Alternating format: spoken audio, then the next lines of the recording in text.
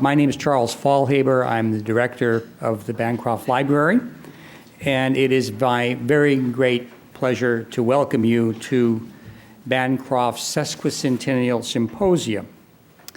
Some of you will remember that we actually celebrated our centennial symposium 4 years ago. So any anniversary is good for a celebration. That was our 100th anniversary on campus. This is the 150th anniversary of the creation, I can't say the foundation, but sort of the first collecting activities of Hubert Howe Bancroft in 1860. Before I start, there are two people that I want to thank for their hard work and efficiency, and they're still working. They're about to sit down. Diana Vergil and Liz Gardner, please stand up, because Diana and Liz have done a terrific job in getting everything organized. And there are two other people that I also want to especially thank, and that's Sandy and Michael Marston, who have underwritten the entire cost of the symposium.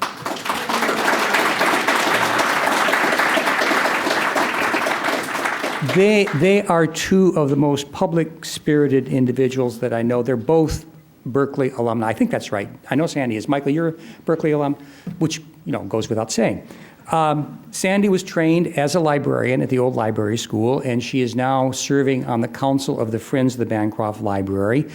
Michael got his degree in city and regional planning, and for a fairly long time now has been vitally involved in the efforts to reform California's broken political system. He was one of the leaders of the successful effort to change the way we redistrict the legislative districts. And so, I hope that, I don't know, we're going to have a constitutional convention or what? You don't think so? All right, anyway. But that's a step in the right direction. Hubert Howe Bancroft, and by the way, Hubert's great-great-granddaughter, Kim, is here. Kim, where are you? Over there.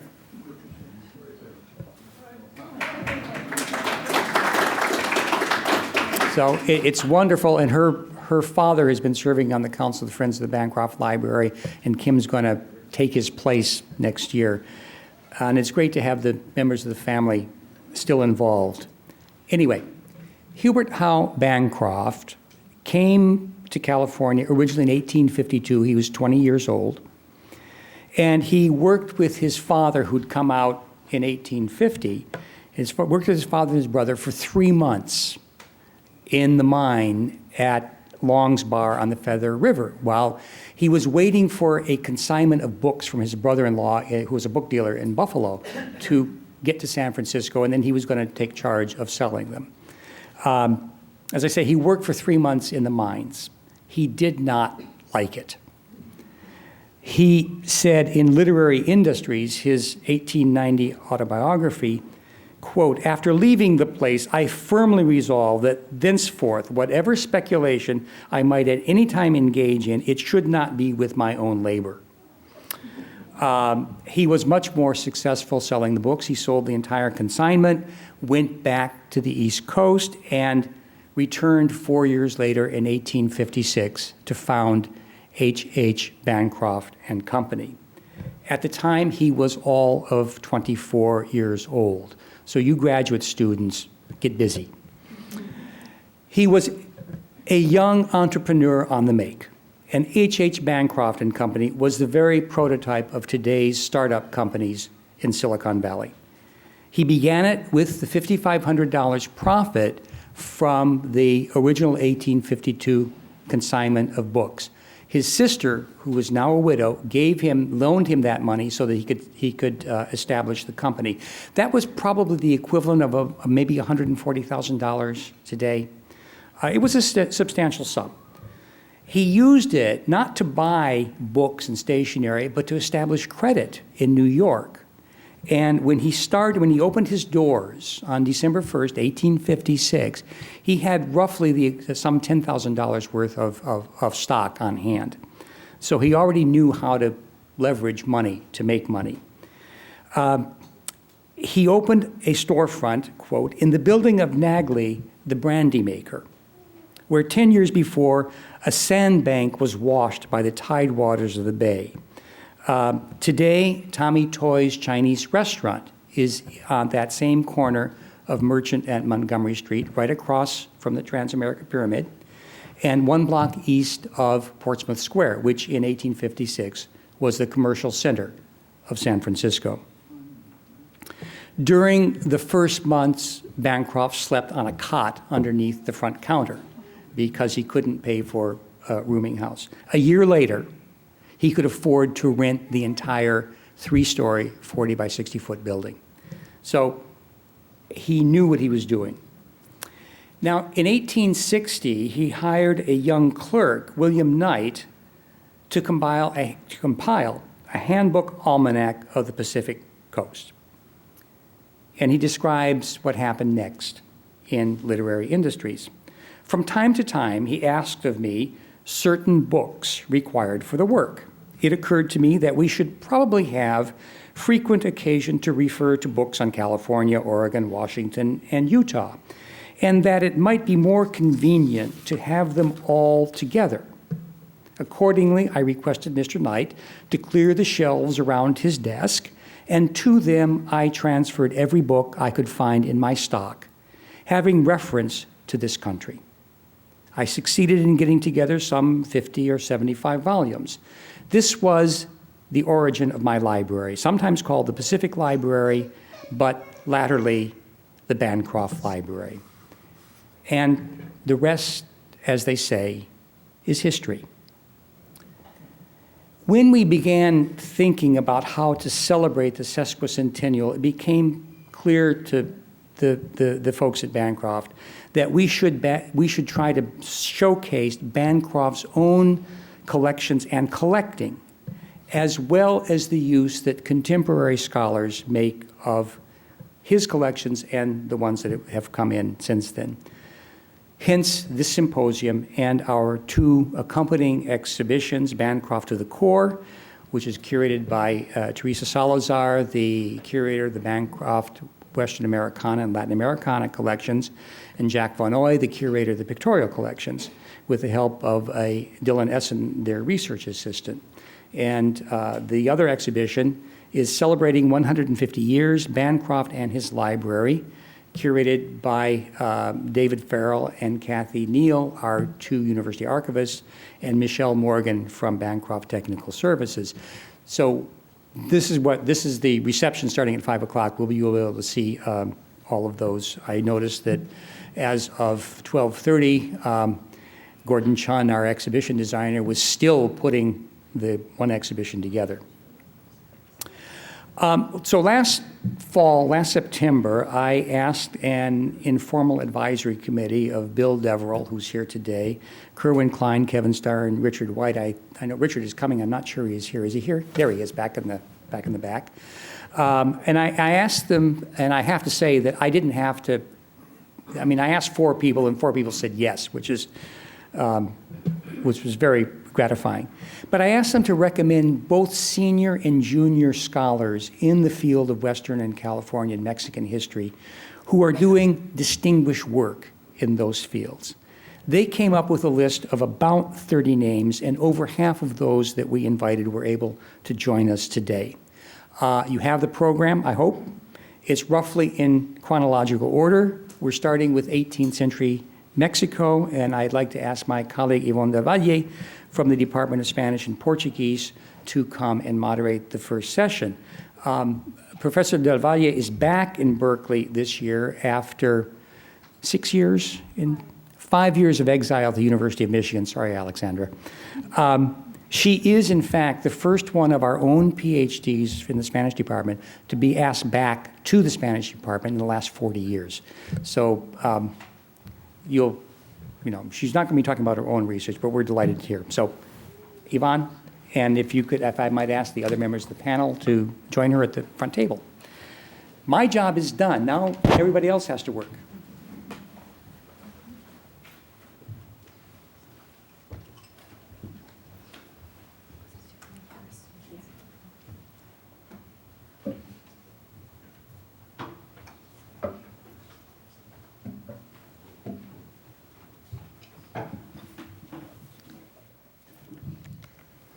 Well, good afternoon to everybody. Thanks a lot for being here. Before we begin, I would like to thank Susan Dean Smith, Ilona Katzew, and Elena Martínez for being here with us and to help us celebrate the anniversary of the Bancroft Library. We're very happy that you're here with us for several reasons. One of them is that they are leading scholars in the study of race in colonial Spanish America. Another one is that their work is quite interesting in the way it combines historical reflection, textual analysis, and the work with material culture. And another thing that I would like to highlight is that the 18th century has been neglected, at least in the case of Spanish America. So it's really good that we have three great panelists talking about the 18th century today. So thank you and welcome. We will hear their talks first, and afterwards we're going to have a session with your questions. And we're going to start with Susan Dean Smith, who is Associate Professor of History at the University of Texas, Austin, and she specializes in the history of colonial Latin America and the Spanish Empire, with an emphasis on the 17th and 18th centuries in Mexico and the Andes, particularly in the topics of race, labor, and science. She has received numerous fellowships, such as the National Endowment for the Humanities, the Social Science Research Council, and the American Council of Learned Societies. Susan Dean Smith is the author of Bureaucrats, Planters, and Workers, The Making of the Tobacco Monopoly in Bourbon, Mexico, which received the Herbert Eugene Bolton Memorial Prize for Best Book in Latin American History published in English.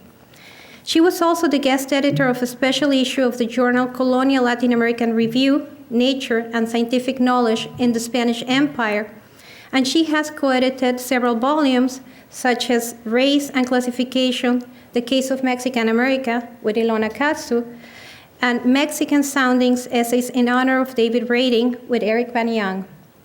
The title of her paper for today is, as you have in your program, but Where Are Their Models of Antiquity, the Royal Academy of San Carlos, and the Cultural Politics of Our Education in Mexico City, 1786-1797. Thank you. Thank you. I'm going to go ahead and stand here. And let's see. Okay, good. All right, can everyone hear me? Yes? Okay. Thank you for such a gracious introduction. I'd also like to thank Charles for inviting me to participate in this wonderful occasion. I'd also like to thank the staff of the Bancroft. I took this opportunity to come a couple of days early so I could do some research in the Bancroft collection, and the staff there helped me get through a remarkable amount of material in a remarkably short amount of time. So I'm very grateful, and I found some wonderful things. Shortly after I received this invitation from Charles to participate in this, the first thing that struck me was panic, because it's been quite a while since I read anything by Bancroft. So I was curious as to what he might have had to say, if anything at all, about the arts and culture in late colonial Mexico. And so I browsed through some of his works, particularly his Popular History of the Mexican People. And although he didn't have a great deal to say about the arts in late colonial Mexico, he did say some interesting things, not least of which he made a comment that mestizos and Creoles had a predilection for imitating the French, and they did it very badly. What was very interesting to me about that was that it seemed to pick up on a trope that, as we'll see in my presentation this afternoon, focuses very much on the question of imitation and the ability of the inhabitants of colonial Mexico to be very good at imitation, but not at invention and originality. He also picked up on another trope, and this is a very classical argument, of how a particular geographical location determines the quality of the art that is produced in that location. So there was an interesting kind of connection there.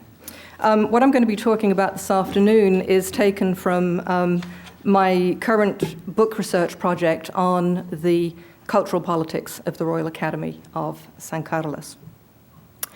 Shortly after the announcement of Charles III's approval in 1783 for the creation of the Royal Academy of San Carlos in Mexico City, the Viceroy Matías de Gálvez distributed a circular in which he requested donations from Mexico's residents to help support the new foundation. Such donations, he argued, would help to finance the study of talented Academy pensioners or scholarship students to travel to Madrid, Rome, or Paris to perfect their education in the fine arts.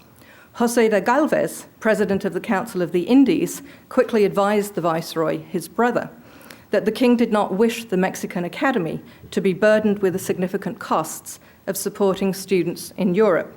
Rather, all students should be trained in the academy in Mexico City, and for which everything necessary to facilitate such a comprehensive education would be provided. 9 years later, in 1792, the Academy's governing board received notification of the king's authorization for a new school to be established in Madrid, specifically for gifted Mexican students, and orders to send 6 of the most advanced students in painting, sculpture, and architecture to Madrid immediately. The initiative for this school, however, did not come from the Mexican Academy as a result of any lobbying to reverse the king's initial order, but from Spain. The Madrid School for Mexican Students proved to be a dismal failure. But what concerns me today, however, is not the school's failure, but the cultural politics behind its establishment and how they complicate our understanding of the Mexican Academy's foundational years. The cultural politics of these years, 1783 to 1797, underscore the Academy's vulnerability to efforts to reduce its quasi-autonomous position as arbiter of artistic production and shaper of buen gusto, or good taste, closely associated with neoclassicism, and as the locus of professionalization in the fine arts in colonial Mexico, but particularly Mexico City. These cultural politics also highlight how academic art gets written into the imperial project, to quote Partha from his study on art and nationalism in India, and expose a relationship between the establishment of visual and intellectual regimes, in this case, neoclassicism and academicism, and the social and political hierarchies that provided the foundations on which the Spanish Empire rested. Such a relationship was expressed in a shifting discourse that on the one hand acknowledged the innate predilection for the arts among New Spain's inhabitants and, on the other, resorted to the argument that students of the fine arts could never receive adequate training in Mexico due to the lack of original models of antiquity and accomplished teachers. This discourse found its origins in a combination of individual ambition, the reformist impulses of the Bourbon monarchy, and the local politics of the Matrix Academy in Madrid, the Royal Academy of San Fernando. Before discussing the deliberations that ultimately authorized the Madrid School for Mexican Students, let me just say something about the circumstances that resulted in the increased intervention of the Ministry of State in Madrid into the Mexican Academy's affairs.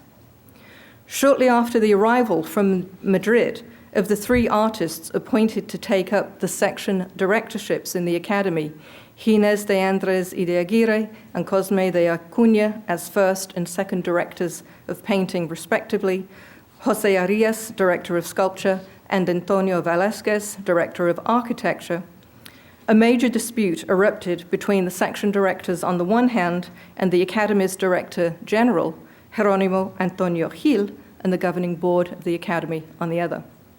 The source of contention focused on the teaching responsibilities of the directors and whether they were to teach only evening classes for a few months each year, the normal practice in Madrid, or day and evening classes on a regular basis as expected by Gil and the governing board. The directors presented their arguments through a variety of channels that ranged from their exchanges with the governing board, the Academy president and its vice protector, the Viceroy of Mexico, to those with the president of the Madrid Academy and the ultimate authority, the king. Although this dispute is a very well-known story, I would emphasize that it cannot be explained simply in terms of explosive personalities, mutual loathings, and a slacker mentality on the part of the section directors. Several issues of debate surface repeatedly in the correspondence that illuminate contested understandings about the institutional relationship between the Mexican and Madrid academies, the objectives of an arts academy, the teaching of art, and the artist's status. At the core of the disputes lay the fundamental issue that the majority of European art academies confronted and debated at one time or another of what constituted the main purpose of an art academy. Was it primarily to provide a forum in which to discuss and develop the theory and rules of art and to train artists in the fine arts? Was it to educate artisans and mechanics in the basics of drawing and design? Or could it do both? A portrait of Matias de Galvez, and this is the image you see here, captures the desire to inculcate buen gusto, or good taste, into Mexico's inhabitants. As Michael Brown has observed about this painting, quote, according to the language of the portrait, the Academy represented a means of transformation from street urchin apprentice to skilled professional, end quote. The juxtaposition of the two groups of students, and you can see, I can use this, you can see the groups here, the so-called street urchins here, and then the two, this has been cropped, sorry, but there are two young academy students who are copying an anatomical figure in the background. The juxtaposition of the two groups of students, however, I would argue, may also represent a commitment to the training of both students in the fine and applied arts, without any hint of the contradiction and controversy that such objectives would produce within the Royal Academy of San Carlos. Given the directors' utter intransigence and their insistence that the Madrid Academy should adjudicate their complaints, the governing board appealed to Antonio Polier, Minister of Grace and Justice in Madrid, for a ruling on the contentious teaching obligations. The disputes exposed the Royal Academy to increased external scrutiny that not only reveals a level of uncertainty as to the Academy's future, but also a critical rethinking of its relationship to Madrid. In his handling of the governing board's appeal for a ruling on the director's obligations, the Minister of Grace and Justice requested several evaluations of the Academy, including one from its vice protector, the Viceroy, the second Conde de Revillagigedo. Critical of an institution with which he had minimal familiarity, having only recently assumed the position of Viceroy of New Spain in 1789, Revillagigedo argued that the Academy's lack of progress was due to its pupils' laziness, the absence of scientific principles in its organization, and the director's inadequate methods. The Academy should offer, he argued, only basic and intermediate classes in arithmetic, geometry, osteology, and most fundamental, quote, drawing the proportions of the human body. After completion of these classes, talented students who wished to pursue advanced training in the arts could travel to Spain to learn painting, sculpture, and architecture from, quote, the most famous professors of the court, end quote. So in effect, what the Viceroy is doing here is recommending a scaling back of the Academy's curriculum and redefining it as a school of drawing that primarily served artisans. Implicit in his proposal is the argument that Mexico did not possess the cultural resources and expertise to train students in the fine arts, which could only be accomplished in Madrid. Implicit also is an assumption also shared by other colonial bureaucrats and academicians in Madrid that drew on a discussion, and this discussion has been eloquently interrogated recently by Thomas Acosta Kaufman, in which he argues, quote, this discussion that has been ongoing since classical antiquity, a discourse in which the geographical dimension has been regarded as an important constituent, even determinant, in the production of works of art, end quote. The Minister of Grace and Justice also received an unsolicited proposal related to the Mexican Academy and its state of progress in 1792 from none other than Cosme de Acuña, who had resigned from his position as second director of painting in the Mexican Academy and returned to Spain. In his proposal to the Viceroy, Acuña made the case for the foundation in Madrid of a school for advanced students of the Mexican Academy that would also operate as a satellite school of both the Royal Academy of San Fernando and of San Carlos. Acuña remained outspoken in his conviction that despite the recent acquisitions by the Mexican Academy of plaster casts after the antique, they were insufficient to allow talented students to successfully develop as artists, given the lack of original models and monuments of antiquity in Mexico, but which, to quote Acuña, exist in abundance in Spain, end quote. Acuña requested that he be appointed as director of the school, the costs of the students' travel, their maintenance in Madrid, and his salary would be paid out of the Mexican Academy's budget. Ample precedents for such schools existed, such as a school in Madrid for students from the Valencian Academy and the Rome scholarships for students from the Madrid Academy. Acuña appears to have taken this initiative based on his own ambitions as he sought to build his career and reputation in Madrid after returning there from Mexico. Although his former colleagues in the Mexican Academy continued to criticize the Director General and his methods in the Academy, there is no evidence that they actively supported Acuña's proposal.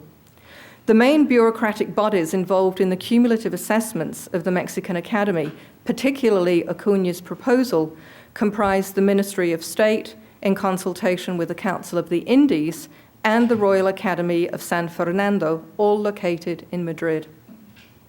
Important to stress here, and this is something that has gone unremarked in the traditional literature on the Mexican Academy, important to stress is the overlapping membership that many of these colonial bureaucrats who are making policy for the Mexican Academy, the overlapping membership that they had not only in high-ranking institutions such as the Ministry of State and the Council of the Indies, but also they were either honorary academicians or artist academicians of the Royal Academy of San Fernando, which clearly gives them a certain level of conflict of interest. And certainly of the three ministers of state who were in office for the period which I'm talking about, only one was not a member of the Royal Academy of San Fernando.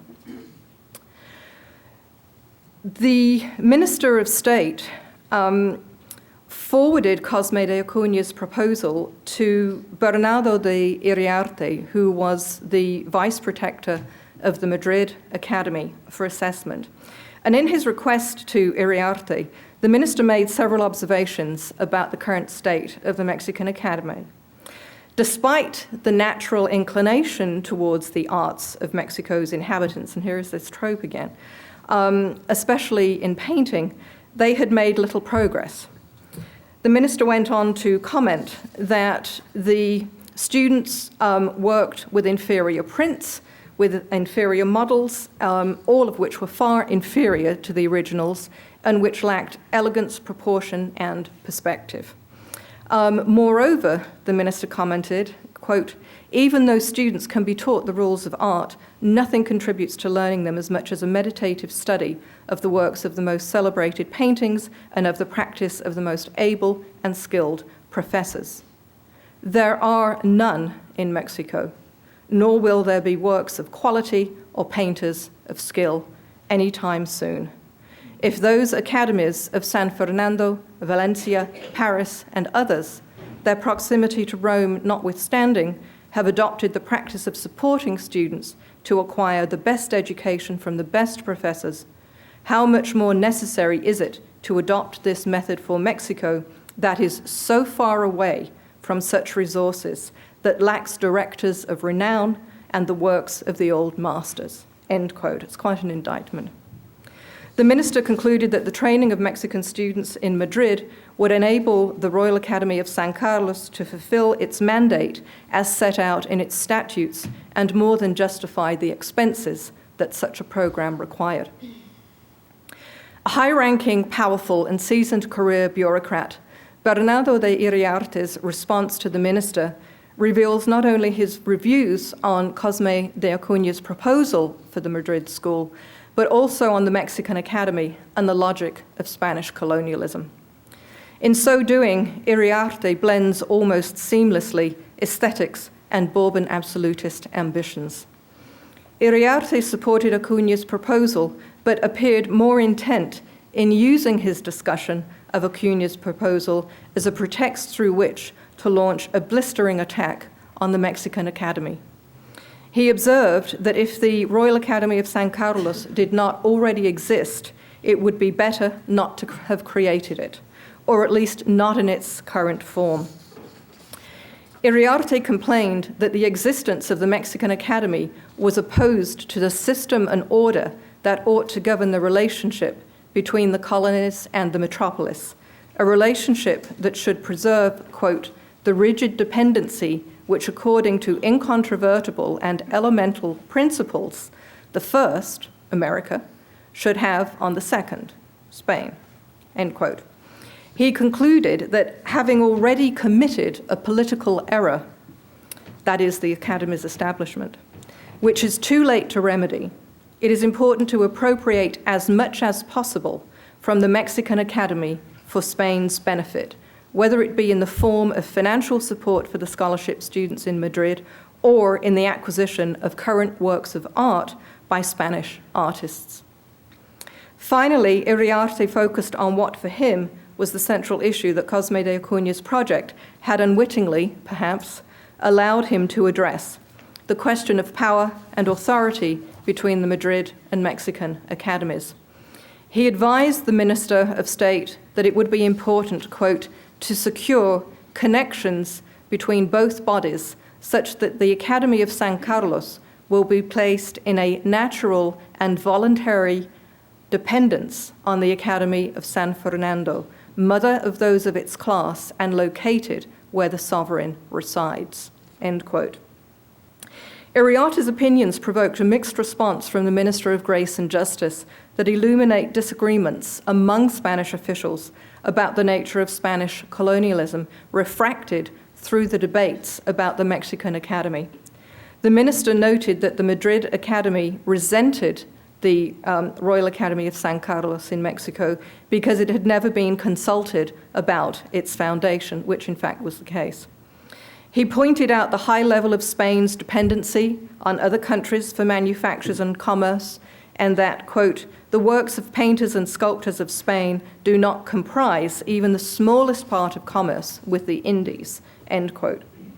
He also noticed that the Mexican Academy and a well-trained population in Mexico, far from becoming Spain's competitors, would contribute to the development of their buen gusto and also, to quote the minister, in appreciating the beauties of art, there may come a time when the Americans will solicit works from professors in these kingdoms, meaning the Spanish kingdoms, end quote.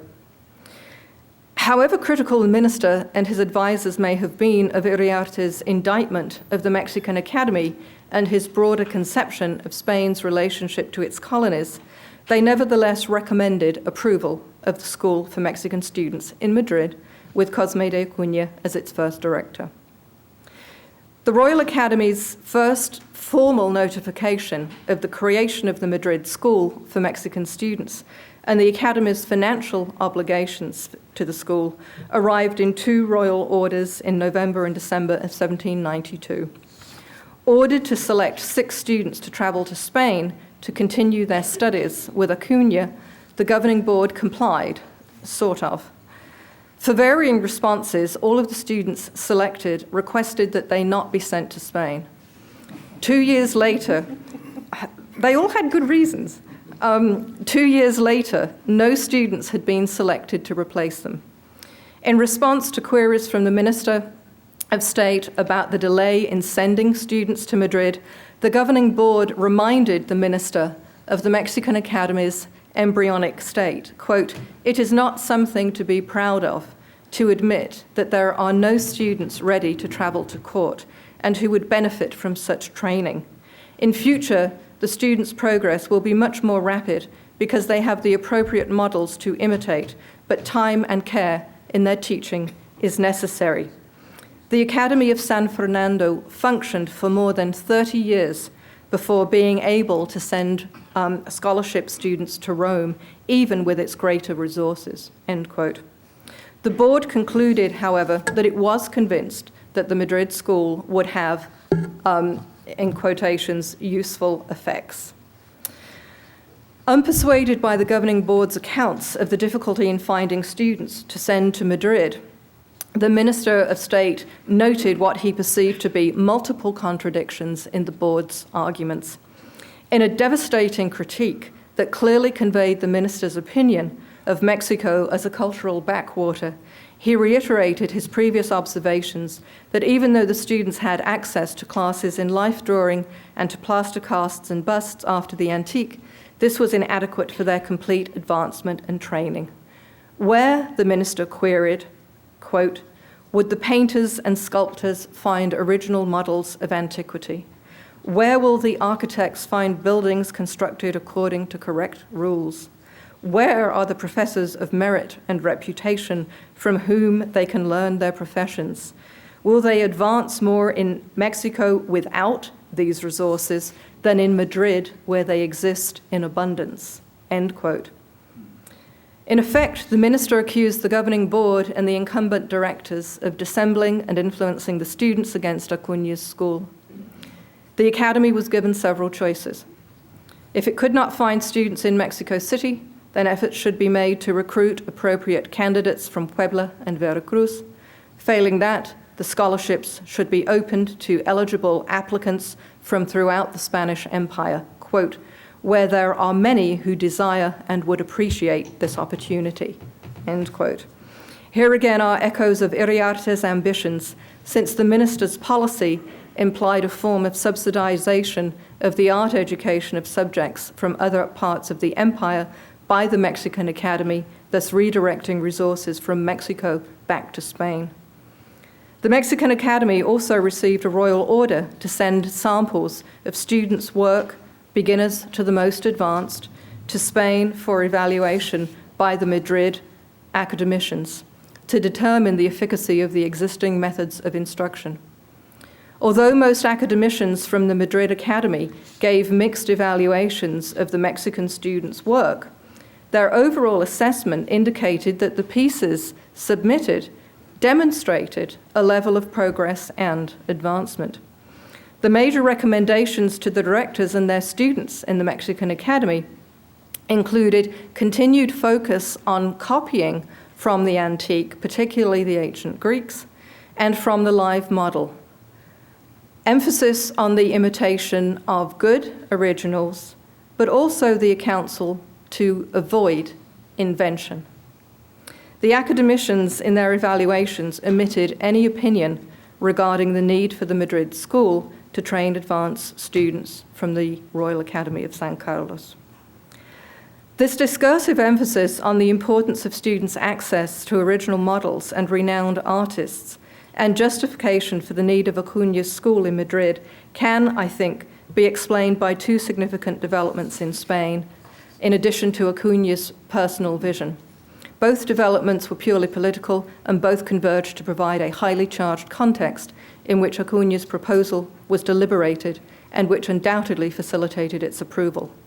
The first relates to Bourbon administrative reforms designed to enhance centralized government control that included uniformity of governance of Spain and America according to the principle of one king, one law.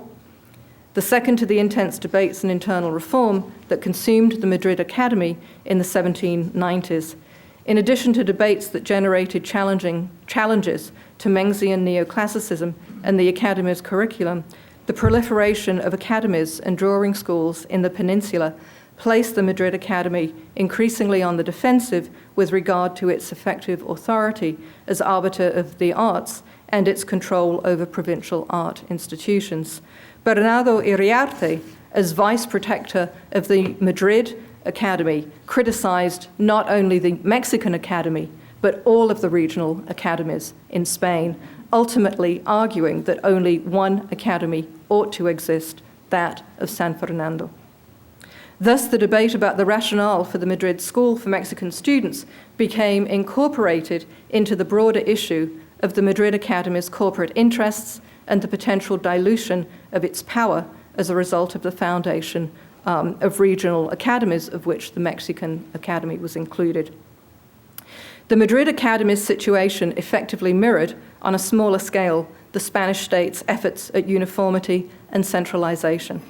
Such a policy is manifested in several clauses of Acuña's set of rules for the Mexican school, and I'm running out of time, so maybe we can talk about those rules in the question and answer session, but they would, had they gone into effect, they would have resulted in a major reduction of power among the Mexican directors, and in fact the ability of students trained in the Mexican Academy to be appointed to associate or full directorship positions. Although approval of Acuña's rules for the new school in Madrid implied that the Minister of State and his advisors agreed with Acuña and Iriarte that students of the fine arts could only receive appropriate training in Madrid.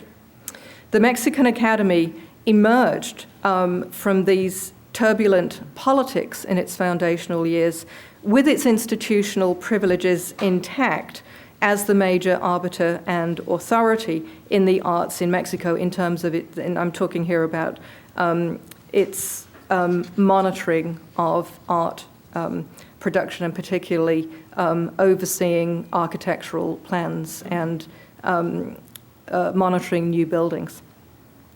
The establishment of the satellite school in Madrid, however, highlighted the Mexican Academy's vulnerability to additional modifications in the future and injected a level of ambiguity with regard to its institutional relationship to the Madrid Academy. By way of a final observation, I want to suggest how the seemingly innocuous artifact of the Royal Academy's titulos, or diplomas, awarded to academicians, embodied the contestation and tensions faced by the Mexican Academy in its early years. Commissioned to design the Academy's diplomas in 1789, as second director of painting in the Royal Academy, Cosme de Acuña finally completed his task in 1797 after his return to Spain. The governing board had rejected several of Acuña's designs, such as the inclusion of plumed headdresses to crown the female personifications of the three noble arts. And let me, here you have the personification of the three noble arts. This is Charles III, the founder. But what Acuña had originally suggested, if you can imagine feathered headdresses coming off each of these, that's what he wanted, plus much more specific identification with the flora and fauna of Mexico, which would have been in the margins around the Academy diplomas. The governing board argued that feathers were unacceptable symbols associated with, quote, conquest or barbarous Indians, end quote. To represent the Mexican Academy, the board opted for two medallions. On the left-hand side, this medallion here, which has two turquoise globes, and the anagram of the Royal Academy of San Carlos, and here, which combines both the arms of Mexico City and of Mexico. And that incorporates the arms of the Kingdom of New Spain and the Mexican eagle on the nopal cactus.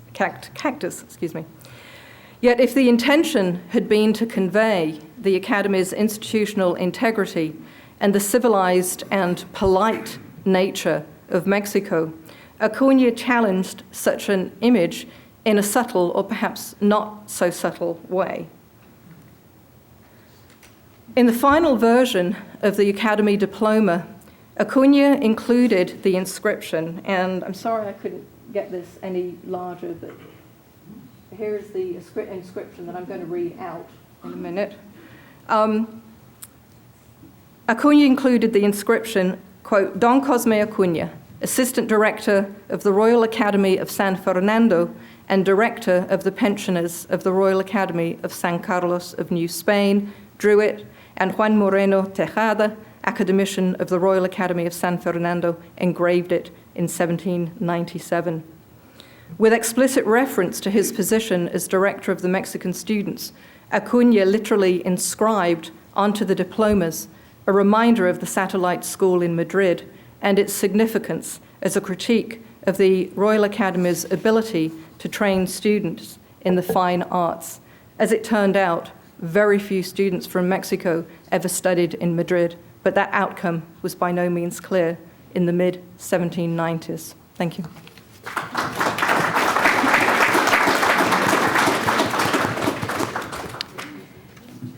Thank you, Susan. And now we go to Ilona Katzew. Ilona Katzew is Associate Curator of Latin American Art at the Los Angeles County Museum of Art, LACMA. She is considered a leading authority on casta paintings, and as a curator for LACMA, she put together an exhibit of 110 of these paintings. Her recent books include Joaquín Antonio de Bazaraz, Una codificación del México del siglo de las luces, and Casta Painting, Images of Race in 18th-Century Mexico, which received an award from the Association of Latin American Art. And as I mentioned before, she co-edited with Susan Dean Smith the book Race and Classification, The Case of Mexican America. She has been the recipient of Fulbright, Metropolitan Museum of Art for Foundation, Getty, and Joan Carter Brown Fellowships for Scholarly Research, among others. And in the program says that she is going to talk about El Baratillo, but no, her talk today is The Origin of the Indians and Spanish Colonial Painting. Thank you so much, Yvonne, for that wonderful introduction. And thank you, Charles, for hosting the event and for inviting us, and inviting me specifically. I'm most grateful to that. And for the staff at the library who has been so gracious during the planning and preparations of the event. I'm really sorry to disappoint some of you who may have been waiting to listen about the Ordenanzas del Baratillo. But it's a work in progress, so much in progress that it was not worth presenting today. Pending assignment. I probably need the room to be a little darkened, if at all possible, especially towards the second part of the talk.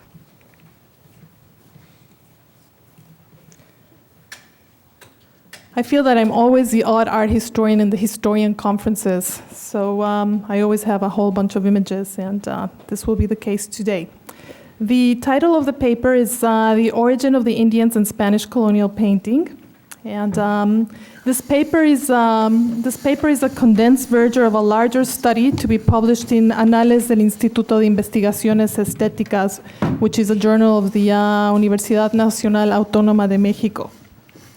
While the larger essay builds on my interest in race and its visual manifestations and focuses on the protracted debates about the origin and nature of the Indians in the 18th century, here I offer a close reading of a select group of paintings that represent the expulsion of Adam and Eve from paradise and Noah's Ark. My interpretation of these works is somewhat different in that it ties their iconography to a larger historical trend of attempting to determine the origin of Amerindians and what that meant in terms of their place in the natural scale of being. The origin of the Indians was a subject that was amply debated beginning in the 16th century, which continued to the end of the colonial period. Since all the people of the world had to be accounted for, their ancestry had to be traced to recognizable biblical lines. The debate therefore centered on the following sets of questions. Where do the Indians come from, and when and how did they arrive in the New World? A milestone in the debate was the Spanish Jesuit José de Acosta's popular Historia Natural y Moral de las Indias, published in his tract published in 1590. Acosta provides the reader with a description of the origin of the inhabitants of the New World and a concise history of the Inca and Aztec empires prior to the arrival of the Spaniards.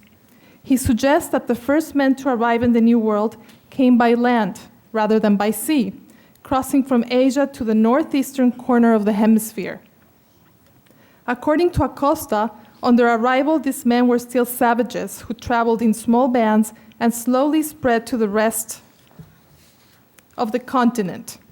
Their Asian origin was clear by the similarity of their physical appearance and because he believed that the many languages that the Indians spoke had a common source in East Asia.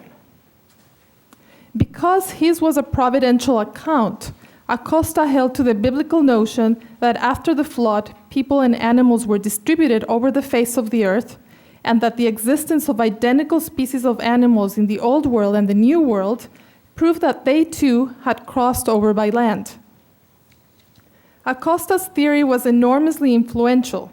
It was tied to his larger idea about the division of barbarians, that is, people who neither subscribed to European religious views nor lived according to European social norms, into three categories.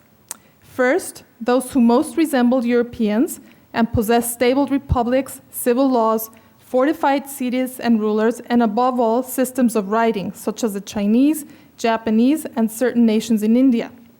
Second, those situated in an immediately preliterate state and who were also organized into polities and had some form of religious cult, such as the Inca and the Aztec. And third, those savages and nomadic men who lived outside of the norms of civil organization and were thus considered to be at the bottom of the human scale. According to Acosta, all men had at one point passed through one of these three stages of barbarism, prior to being converted to Christianity and becoming fully civilized. His theory of a steady evolutionism helped him to account for the concurrent existence of all three types of Indians in the Americas. If the Inca and the Aztec were somewhat more civilized than the majority of Indian nations, it was because they had migrated at a much later stage and therefore retained more of their ancestral cultures. The idea, of course, was that the Indians were perfectible humans, and that once they had passed through all stages of development, they would become fully civilized Christians, an issue that, as we will see, was at the core of many 18th century debates. The repository of many of the theories and myths regarding the origin of the Indians was the Spanish Dominican Gregorio Garcia's book, Origen de los Indios del Nuevo Mundo, first published in Valencia in 1607. The impact of this book cannot possibly be overestimated. In the 17th and 18th centuries, virtually every author who wrote about the New World, Spanish, Creole, and indigenous, ventured a theory or attempted to grapple with those described in Garcia's book. A key issue in the debate was whether the Indians had descended from Adam and Eve, and thus if they were fully human. As a priest, Garcia was compelled to begin his account with a set of unassailable provisions. The first and most important derived from Genesis and argued that all human beings from the beginning of time descended from Adam and Eve, and therefore from Noah and his sons who survived the flood. The second, that since the New World was the last continent to be discovered, its inhabitants could only have migrated from one of the three previously known regions of the world, Europe, Asia, or Africa. In other words, the biblical origin of the natives of the New World was irrefutable. The theory of monogenesis was essential not only to prove that the Indians were human, but also to justify the evangelizing mission of the Spanish crown. If the Indians were not descended from Adam and Eve, as some polygenetic theories argued, it followed that they were not human and were therefore devoid of a soul. How then could their conversion be justified? Based on alleged commonalities of language, architecture, forms of literacy, customs, dress, temperament, and the physical traits among other characteristics, Garcia's theories included those claiming that the Indians descended from the Carthaginians, from Solomon's Ophir, which was an unidentified region mentioned in the Bible, the 10 lost tribes of Israel, the Atlantes, Africans, Phoenicians, the Huns, Tartars, and Chinese, and every imaginable nation in Europe. The section devoted to the opinion that they descended from the Hebrews is particularly revealing. This was a widespread opinion, and Garcia admits devoting more time to it than to any other in the book. According to this idea, the 10 lost tribes of Israel migrated to Tartar and Mongolia, and then crossed over to Mexico and Peru by land through the so-called Strait of Anian, which was part of the legendary Northwest Passage that linked the Atlantic and Pacific Oceans. Garcia also suggests that they could have crossed from China, which would account for the many similarities among the Indians and the Chinese. Resorting to the worst form of racial typing that goes back to the Middle Ages and before, Garcia explains that those connecting the Indians with the Jews noted similar physical traits such as their big noses and hairstyles, their disbelief in Christ and their supposed role in his death, their penchant for idolatry, and their dress and customs. One of the objections that Garcia raises was a purported difference in intelligence, manners, and beauty among the two groups. He notes that some people credited the Jews with being the most intelligent and beautiful people on earth, which explained why they were chosen by God. The Indians, on the other hand, and I quote, lack all of this because they are unpolished and slow of learning, with ugly bodies and faces, and in my opinion, they are the least esteemed nation in the world. Even the blacks, that among us are little valued because they are slaves and natural servants, are of a better caste and stronger nature. This is accepted by the Indians themselves, who refer to a black person as señor, master. And because Indian women prefer to marry black men, seldom or never marrying an Indian, which is more prevalent in New Spain, end of quote. Garcia also noted that the Indians were weak and effeminate. This sort of description, which derives from Hippocratic Galenic medicine, argued that climate had the power to shape the bodies, minds, and moral inclinations of people. The climate of the Americas, a region that was often referred to as a torrid zone or zona torrida, and once thought by the ancients to be uninhabitable, was found to be rather temperate and excessively moist.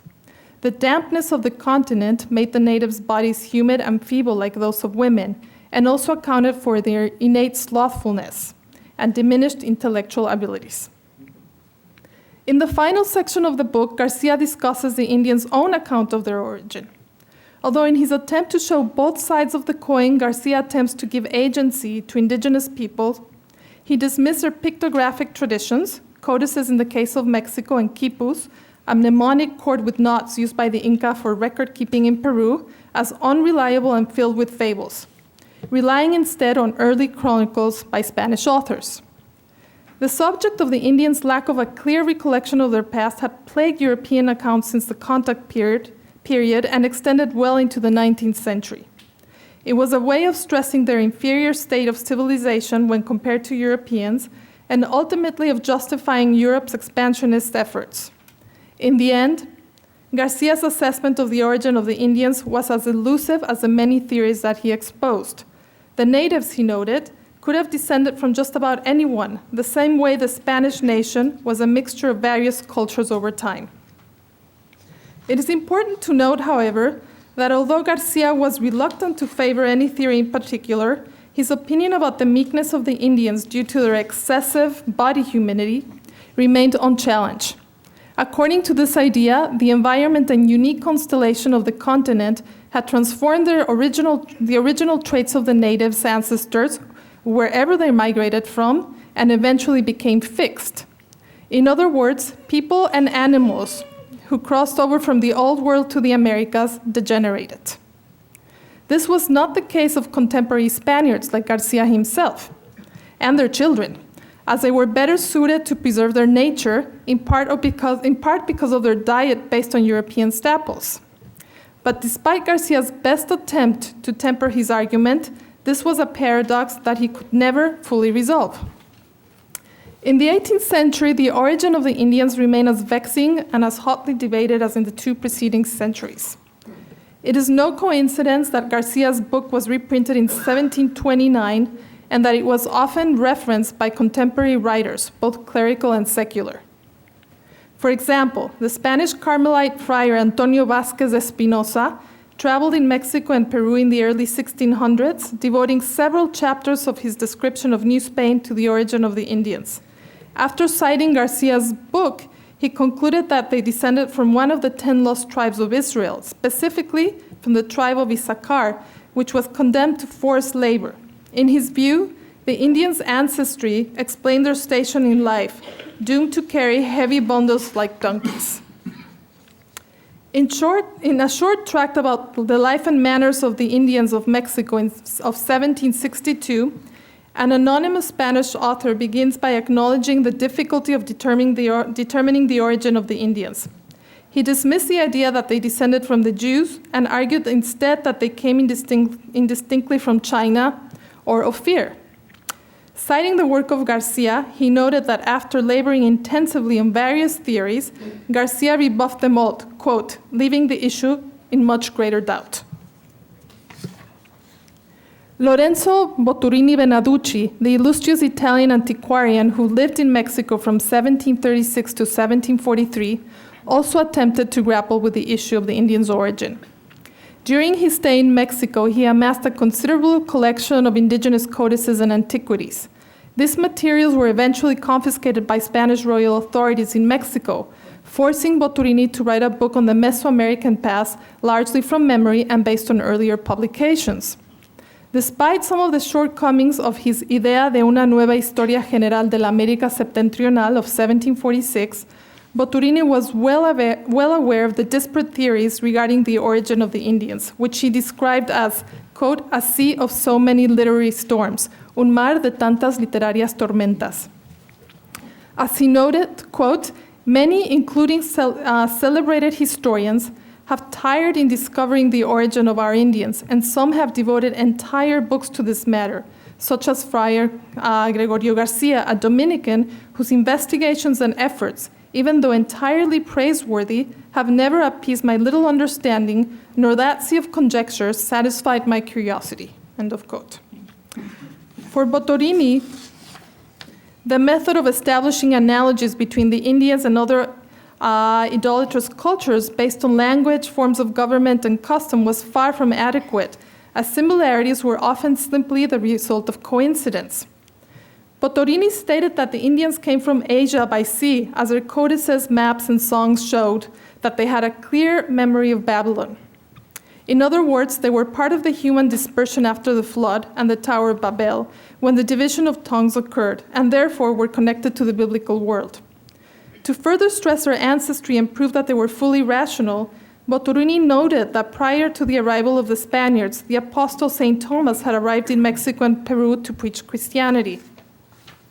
This was an old idea that the Italian antiquarian trotted out to prove that the Indians, though lapsed, had been exposed to Christianity early in their history and that they were far from being barbarians.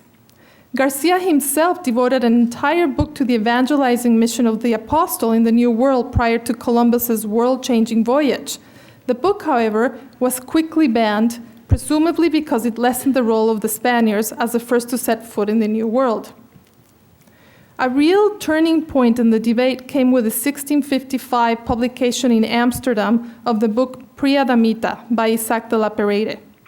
In his explosive text, the French Huguenot hypothesized that God created two groups of men.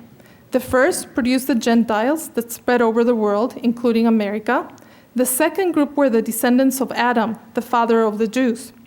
Because the human race was in such a state of disarray, a war of all against all, God created Adam, the first Jew, as a means of saving humanity.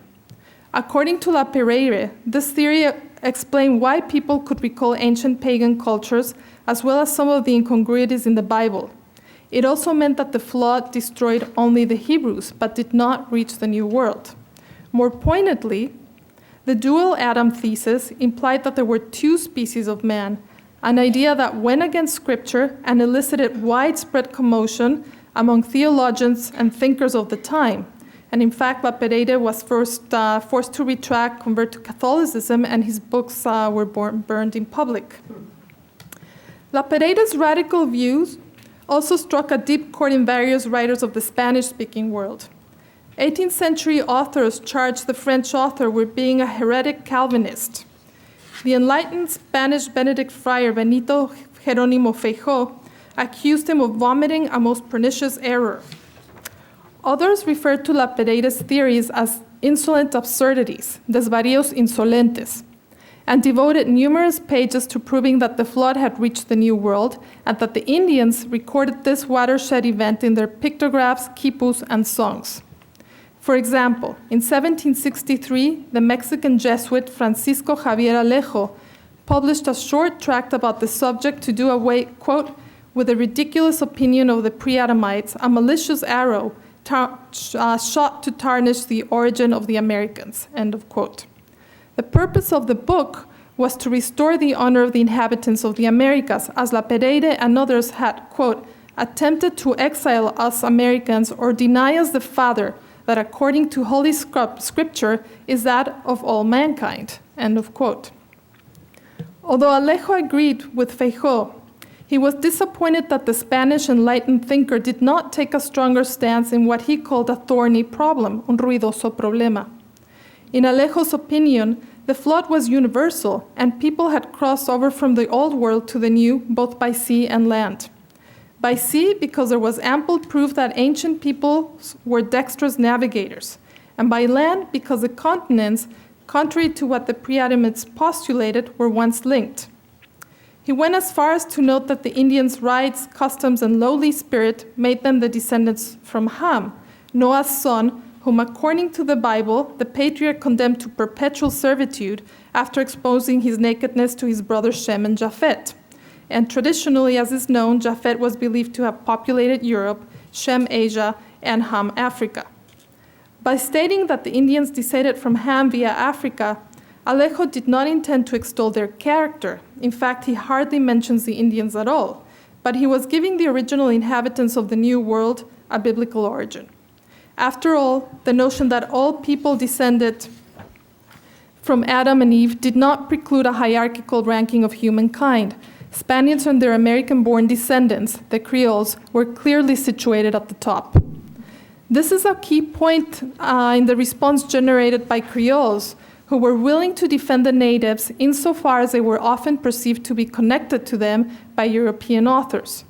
Since the 16th century, Europeans offered negative characterizations of Spanish and Creoles, suggesting that their relocation to the New World transformed them almost by virtue of alchemy into Amerindians, that is, into equally pusillanimous and effete beings.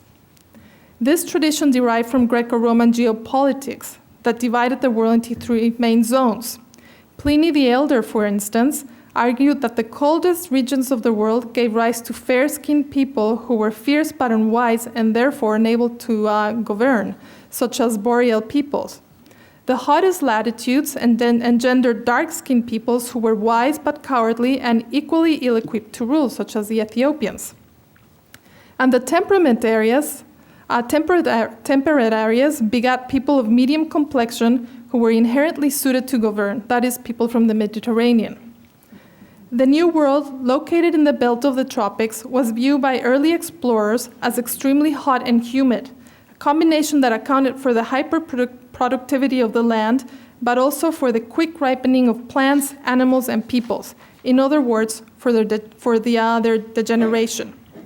In the 17th century, Creoles increasingly looked to extol their land and defend themselves from such negative views. Some went to great lengths to prove that the temperate climate of the Americas meant that it was the original location of paradise. According to the noted Spanish-Peruvian chronicler Antonio de León Pinelo, paradise was located somewhere in the Amazons.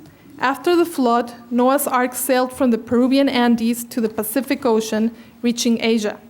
When the West was populated, some people began crossing over to the New World through the Strait of Anian or Bering.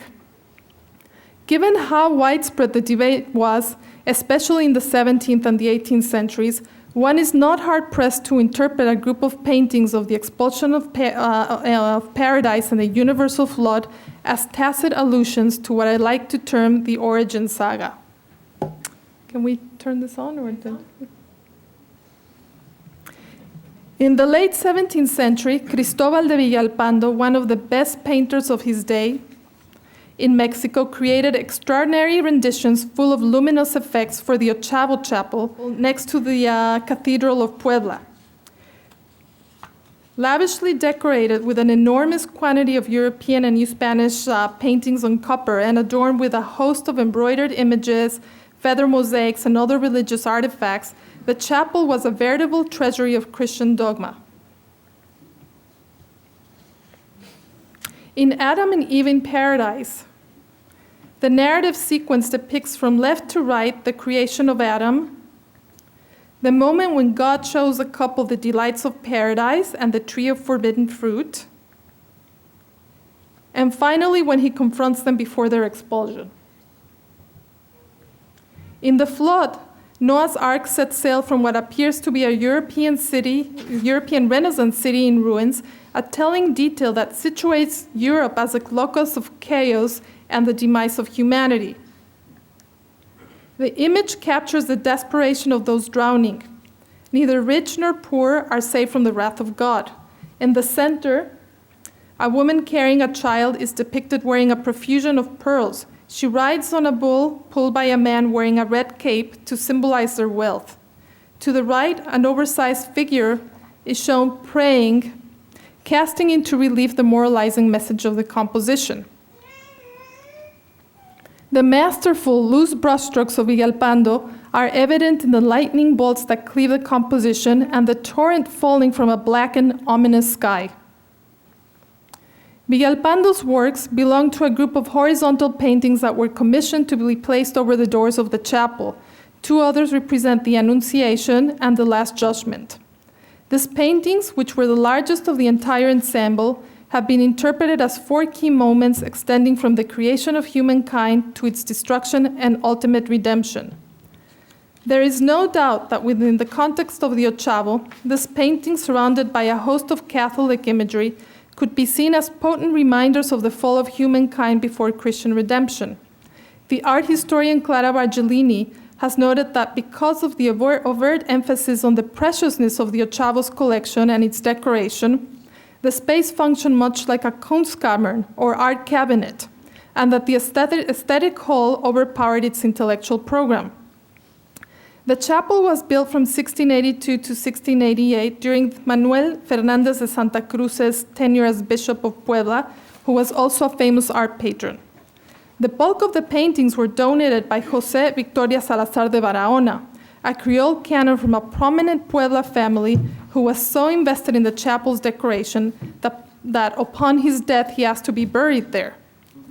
Other works were donated by the canon Juan Rodríguez de León Pinelo, brother of the famous Peruvian chronicler Antonio de León Pinelo, who, as we saw earlier, had claimed that paradise was located in the New World. The Ochavo housed three main altarpieces, each with a central image around which the others were placed. One of the altarpieces includes a number of images devoted to the theme of divine interventions. Its main image depicts a uniquely New Spanish subject, the apparition of Saint Michael or San Miguel del Milagro to the Indian Juan Diego, a devotion that gained widespread following in the region of Puebla and Tlaxcala and became a subject of local pride. The painting, like most of the other paintings in the Ochavo, are attributed to the Mexican painter Juan Tinoco. Interestingly, the same altarpiece includes a painting of Santa Rosa de Lima, the first native of the Americas to rise to sainthood. The saint was canonized by Pope Clement X in 1671, becoming a symbol of the triumph of Christianity in the New World. Another element worth singling out is the inclusion of feather mosaics, commonly known as emplumados, such as this image of St. Peter. Though the tradition of indigenous featherwork in Mexico has generally been considered an example of exotic art that survived in the colonial period, it is important to remember that in pre-Hispanic times, feathers were highly sacred objects, and that their adaptation to Christian images transform the new objects into relics, not only through their subject matter, but also by virtue of their materiality. More importantly for our purposes, however, is that several authors associated the indigenous tradition of featherworks with the 10 lost tribes of Israel. And this was based on a section of Exodus that described the so-called feather drapery that covered the tabernacle. In other words, the inclusion of a host of feather mosaics in the collection of the Ochavo cannot be seen as purely decorative, but rather as providing proof of the biblical origin of the Indians. Given the erudite content of the chapel's decoration, it is not difficult to imagine how these works might have served as literal conversation pieces among the distinguished group of clerics who were granted special access to the space. When viewed within the framework of Creole clerical pride, the chapel's artistic program appears to emphasize not only the single origin of humankind as descending from Adam and Eve and Noah's Ark, but also that the New World was a chosen place for divine intervention, that is, as an inalienable part of the map of Christendom. That this is not a hermeneutic exercise unrelated to the concerns of the time is demonstrated by an anonymous Andean canvas of Noah's Ark from the late 18th century.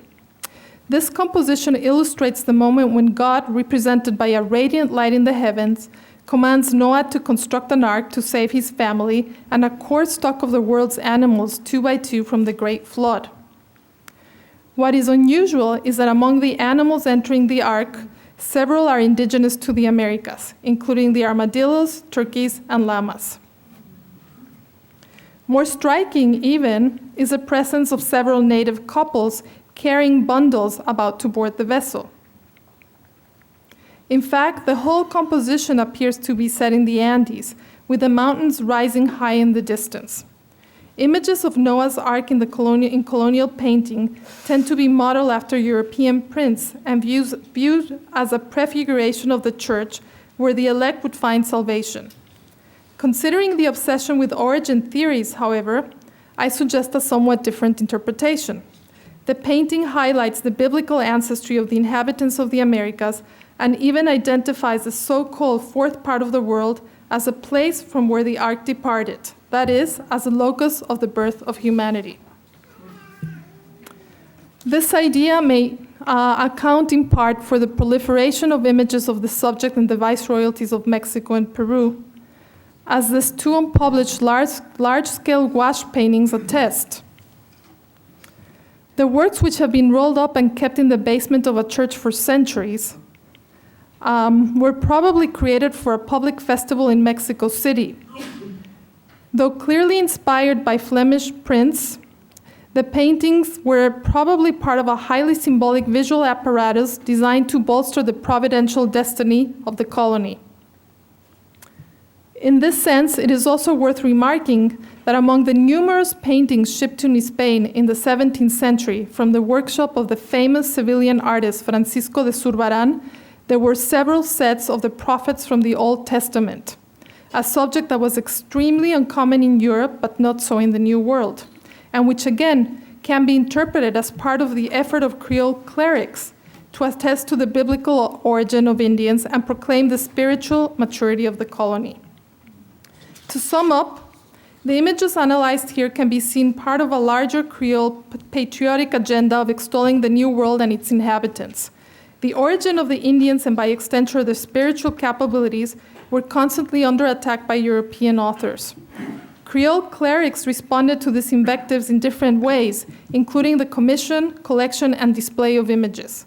We should keep in mind, however, that while images played a significant role in the construction of historical memory, the notion of a war of images, whereby different groups of people could make claims to the creation and promotion of particular icons, or of a hybrid culture, where different elements simply combine, more often than not leads to reductive interpretations. Such views fail to take into account larger processes of acculturation and accommodation through which Creoles resorted to sanctioned forms of expression to make their own corporate claims or alegatos. In this case, as we have seen, to show that Amerindians, and by extension Creoles, were part and parcel of the Christian Mappa Mundi. Thank you.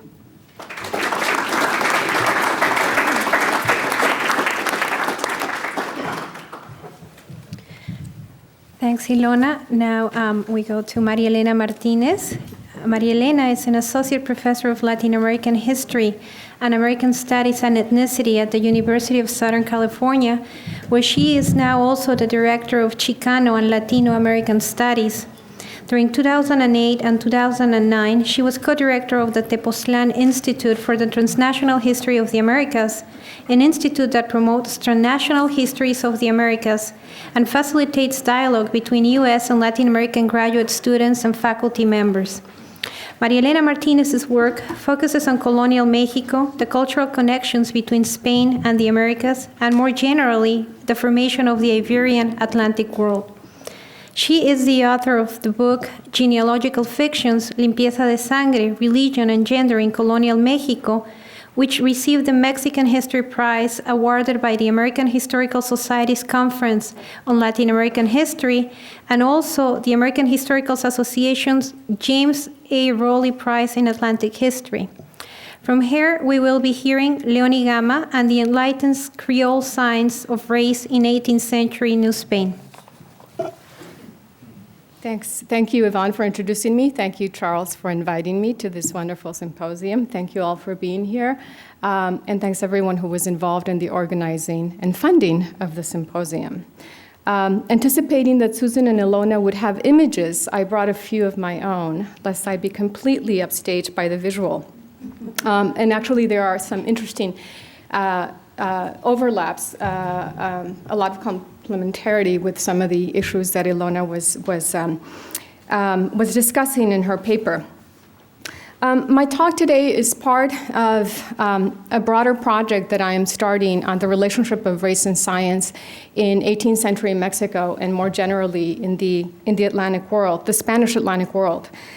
It's a vast topic, and because I only have a limited amount of time, I've chosen to focus the discussion on one aspect of the project, and that is León y Gama's theory of skin color and its connection to colonial thinking about race among enlightened Creoles. So perhaps I should say just a few words about how I came across this project. When I was finishing my first book, Genealogical Fictions, which is fundamentally about the relationship of religion and race in colonial Mexico, but more generally in the Spanish Atlantic world, I came across this manuscript that was written by a Creole, Antonio León y Gama, who was one of the luminaries of the Catholic Enlightenment.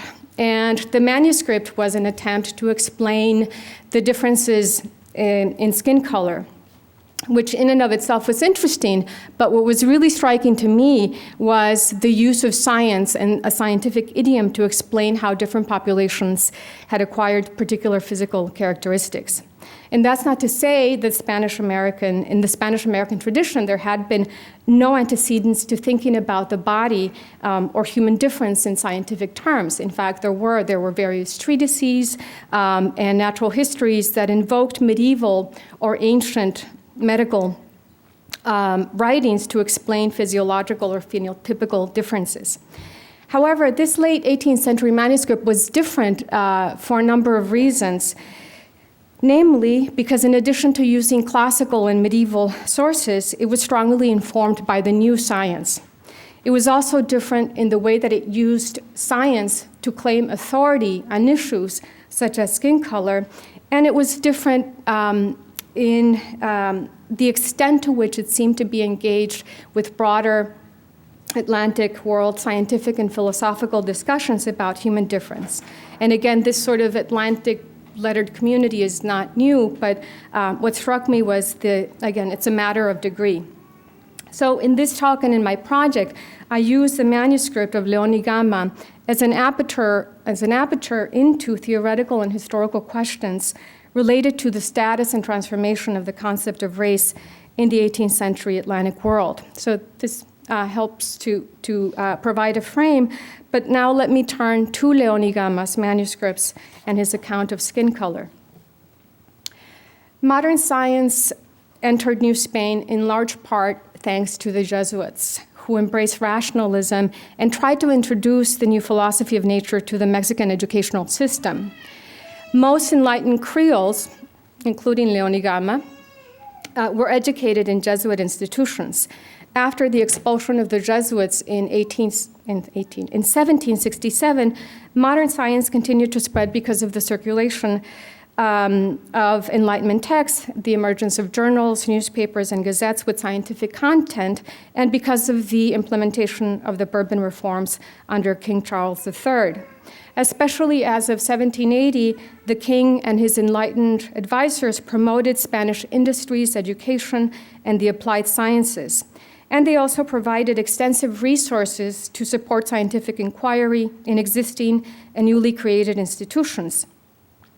These and other measures propelled studies of botany, zoology, medicine, chemistry, metallurgy, geology, astronomy, physics, geography, and statistics, and in general, made the new science flourish in Spain and its colonies. These reforms were accompanied by an invigorated effort to explore, colonize, and Christianize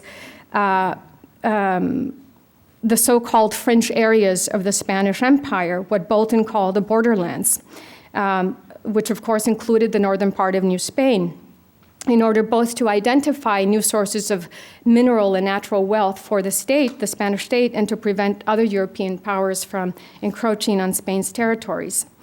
As David Weber and others have pointed out, the Spanish Enlightenment had a strong impact not only in Spain's viceregal capitals, Lima and Mexico City, but also in its frontiers. In the borderlands, Enlightenment ideas about science and society strongly influenced Spanish relations with indigenous peoples and Spanish constructions of those that resisted conversion and subjection as bárbaros, or savages. In central New Spain, the climate of renovation and inquiry fostered the emergence of newspapers, salons, and patriotic societies that spread Enlightenment thought and helped to create a public sphere. By the last decades of the century, Newtonianism and mechanical philosophy were dominating public discourse and spreading the gospel of utilitarian knowledge. In other words, knowledge that is useful for the state. It's an expression that keeps appearing in scientific writings of the time. The Enlightenment had clearly arrived in Mexico, there to be shaped by local political and social dynamics. Born in Mexico City in 1735, Antonio León y Gama came of age precisely as the revolution in scientific was taking place in New Spain. A revolution, an ideological revolution that by the 1780s was producing a crisis in government that, as Horace Pitchman has pointed out, remains grossly understudied and therefore still not well understood. An astronomer, archaeologist, historian, audiencia official, and antiquarian, León y Gama was both a product and an agent of the Mexican Enlightenment. When he died in 1802, he left a library that consisted of about 450 books, including texts by Galen and Ovid and by Spanish and Mexican authors, including Acosta, Díaz del Castillo, Sigüenza y Góngora, and Benito Jerónimo Feijó, which, as you heard about from Ilona, was a Benedictine friar and one of the luminaries, one of the central figures of the Spanish Enlightenment. And in 1739, he wrote a treatise. He wrote an essay on whether the skin color of blacks was a function of biology or of climate. And his ideas greatly influenced León y Gama's own thinking. So I don't have time to go into great detail about the content of his library. Suffice it to say that his library had a relatively large number of publications on natural history, alchemy, mineralogy, physics, tincture, chemistry, mathematics, and optics. As the eclectic content of his library indicates, León y Gama was interested and wrote about a wide range of subjects, including experimental physics, medicine, mathematics, Mexica antiquities, the apparition of the Virgin of Guadalupe, and the climate of New Spain. The bulk of his work, however, was concerned with Mexican history, especially chronology and astronomy, and embodied the Enlightenment's critical spirit in its use of experimental methods and mathematics, and in its preoccupation with reliable sources. As various scholars have pointed out, Spanish America's 18th century modernity consisted in large part on its critical approach to history, on its very skeptical approach to documents to reconstruct the past. In order to better understand Mexico's pre-Columbian cultures and history and be able to read indigenous sources of the early colonial period, León y Gama learned Nahuatl, the main language of the indigenous peoples of central Mexico. Although in a letter that he wrote to the Council of the Indies, he talked about the difficulties of learning this language because of its very strong metaphorical content, and because it was now so mixed with Spanish. Thus far, León y Gama is best known for his studies of eclipses and for his description of two pre-Columbian Mexican monoliths that were discovered in August 1790 during the construction of water conduits in Mexico City's Plaza Mayor. This is the front page of his description. One of the monoliths was a sculpture, the figure of the pre-Hispanic goddess Coatlicue, feather skirt. And here you see León y Gama's own drawing of the sculpture, which, as I mentioned, was found around in the last third of the 18th century in Mexico City. The other monolith was the disc with the glyphs of the Mexica calendar, the Piedra del Sol, or sunstone, which was later to become an emblem of Mexico. According to David Brading, León y Gama's descriptions of these two stones provided the major stimulus for archaeological studies in New Spain. And it is hard not to see in the works of León y Gama and other Creole contemporaries the incipient stages of archaeology, linguistics, geology, and so forth, disciplines or sciences that in the following 2 centuries would play such a crucial role in constructions of Mexico's nationalistic narratives. Like other Spanish-American Creoles who contributed to the production of patriotic discourses, León y Gama sought in much of his oeuvre to vindicate the intellectual and cultural achievements of central Mexico's pre-Hispanic societies, as well as to defend the use of indigenous and Spanish documents as historical sources. To some extent, his works were reactions to and rejections of the writings of Depew, Robertson, Reynal, and other Europeans who disparaged Spanish America, its land, its climate, its inhabitants.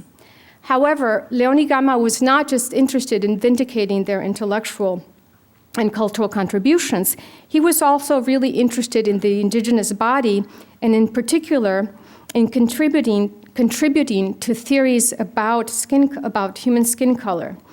Thus, in the early 1790s, he wrote an account called Sobre el color de los indios, about the skin color of the Indians, in which he tried to explain why indigenous and black people were darker than Europeans. He begins his detailed essay on skin color by refuting, much like Feydeau, theories that linked human variation to climate, the heat or the sun in particular, as well as arguments that attributed differences in skin color to stained biblical genealogies, particularly to the Curse of Ham. And the Curse of Ham was very common, along with climatological theories in the 17th century, were very common and were used particularly to justify slavery.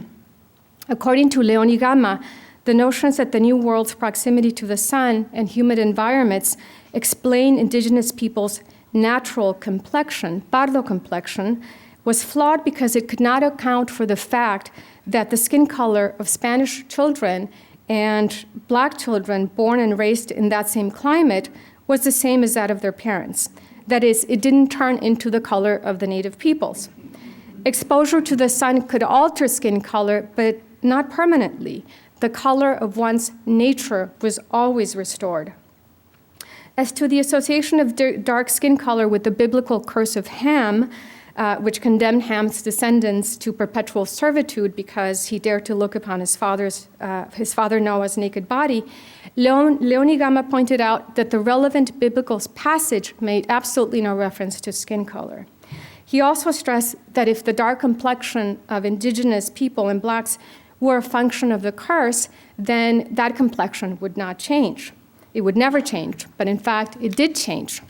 Skin color, León Gama noted, could be altered through biological mixture, through the mixture of different castas.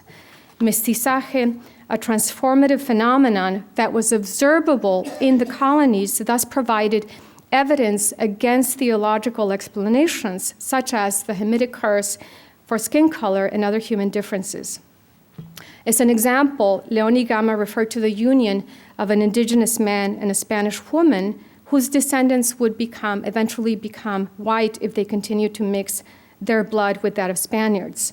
If they didn't revert to reproducing with indigenous people, those descendants could in fact be white as Spaniards by the fourth generation, an idea that was, as many of you probably know, a staple in 18th century Mexican Creole thought and which was very common in Mexican casta paintings.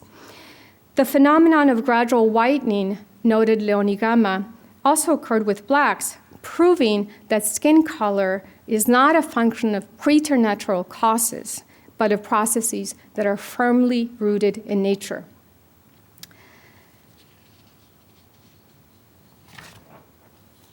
After using reproductive patterns in New Spain to undermine theories of human skin color that were based entirely on environmental factors or on religious notions of ancestral sin, León Gama submitted his own views on the matter.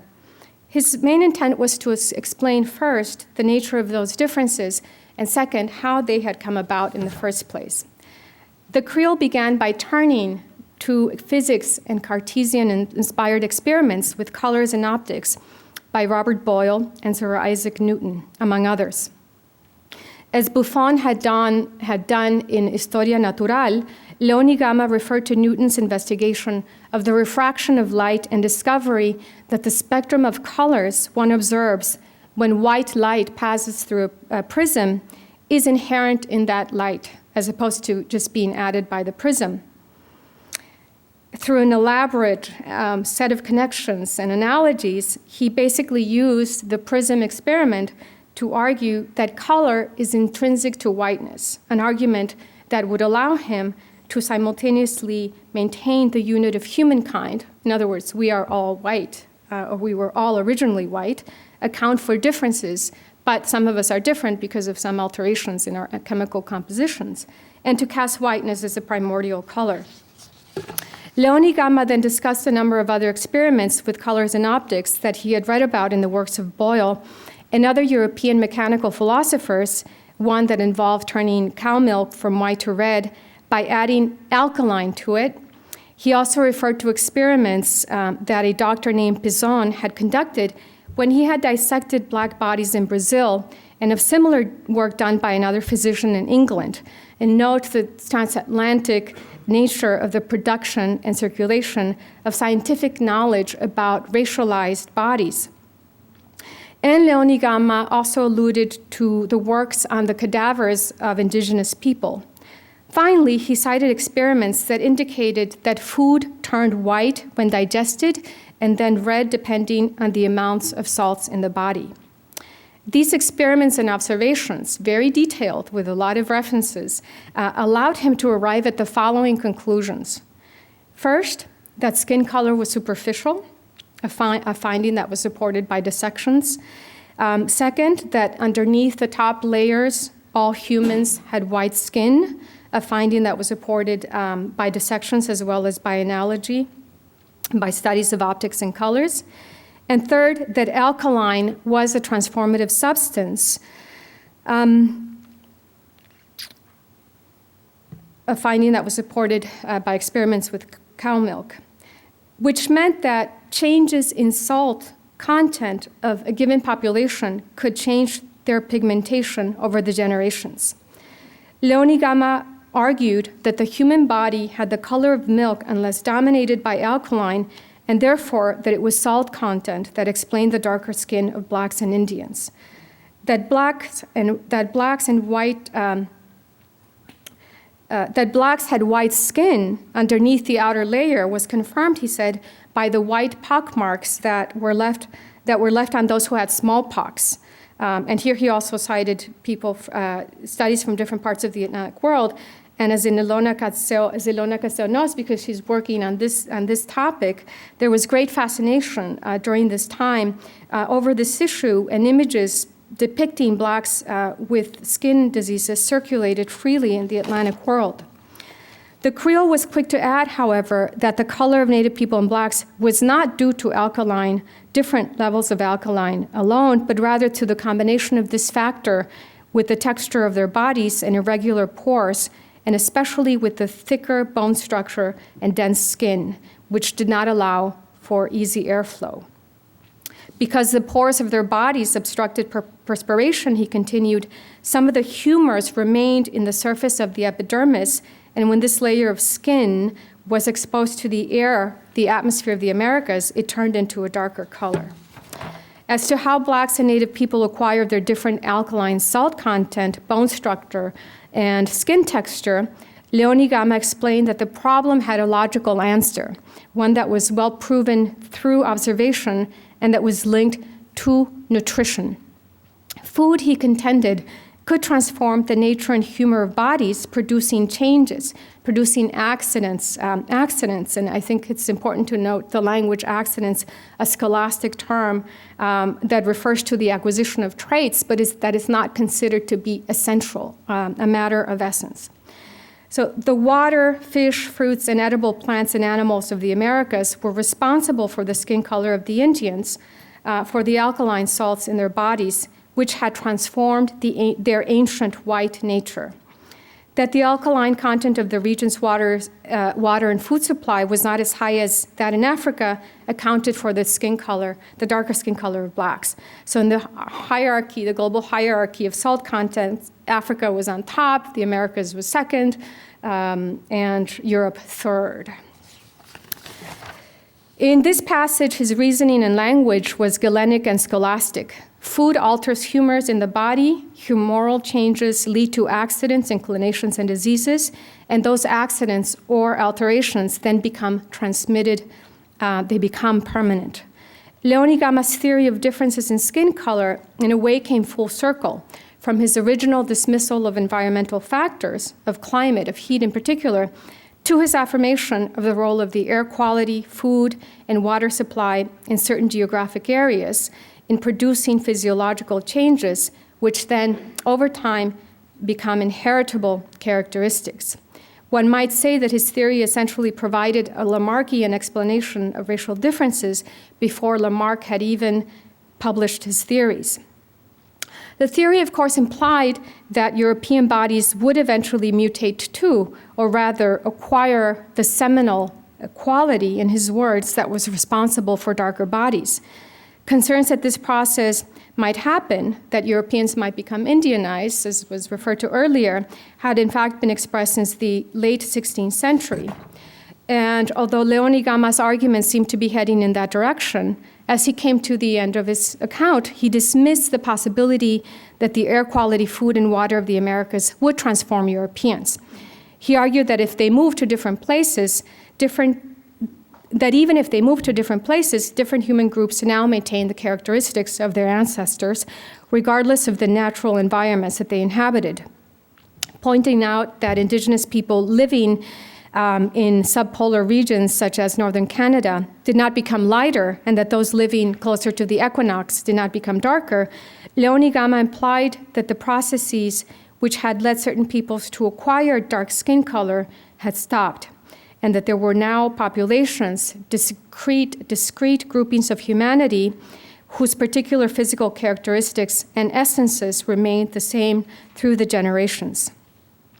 Whether he was proposing that those characteristics were permanently fixed forever and ever, or simply that it would take an extremely long time for them to change, he didn't clarify, and that is one of the tensions in his manuscript. He did assert that the only possibility of changes in inherited traits like skin color was through biological mixture, The Indians could therefore gradually shed the texture and color of their skin by reproducing with Spaniards, eventually recovering the whiteness of their ancient ancestors. Similar processes the Creole added were observable in other parts of nature, and he concluded his discussion by referring crucially to metals and the alchemical concept of transmutation, which allowed for the transformation of through chemical processes of the 6 base metals into gold and vice versa.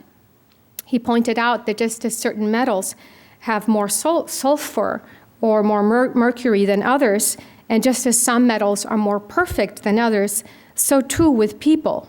We all might have the same origins, but some of us are more perfect than others. And just as amalgamation, alchemical changes could turn base metals into gold, reproductions with Spaniards could make the native peoples recover the perfection or whiteness of their ancient ancestors, the perfection that they had lost due to the accidents of nature. And I don't have time to go into great detail about the use of alchemical imagery, but it's very gendered.